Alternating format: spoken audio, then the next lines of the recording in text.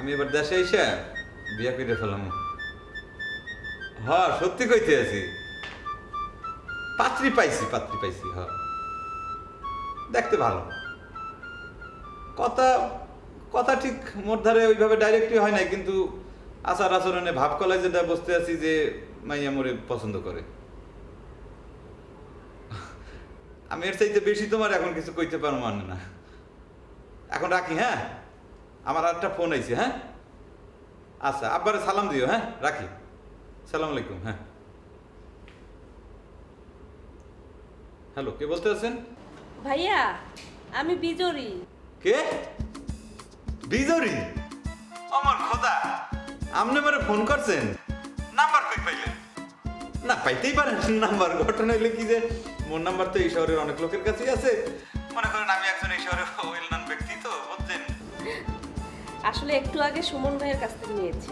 ও সুমন দেশে, ভালো। যাই হোক, কি খবর বলেন? ভালো। ভাইয়া কালকে একটু পার্কে দেখা করতে পারবেন?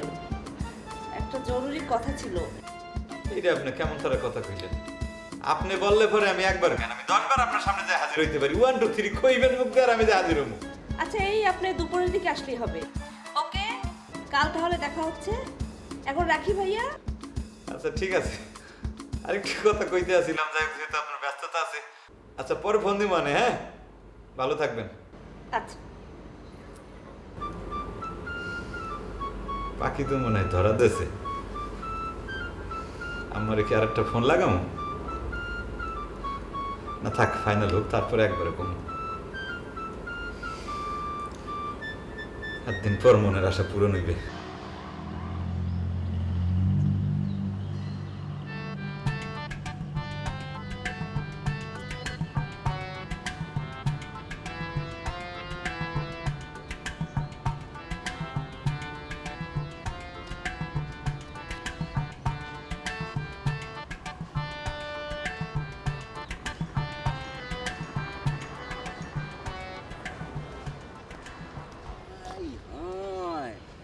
আপনার যে লাগতেছে না পুরা ডানা কাটা পড়ি, আমি তো আপনার চিনবারই পারি নাই।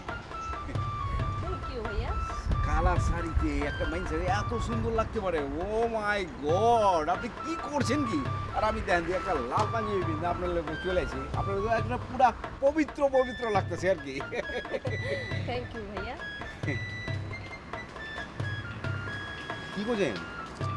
বাদামালা খুঁজেন নি? এখানে বাদামালা পাইবেন কই? আপনি মনে করছেন যে আপনি ঢাকা শহরের রমনা পার্কে বয়ে রয়েছেন? আরে এটা তো পুত্র যায়। ভাইয়া আসলেই দেখবেন। আচ্ছা দেখবো।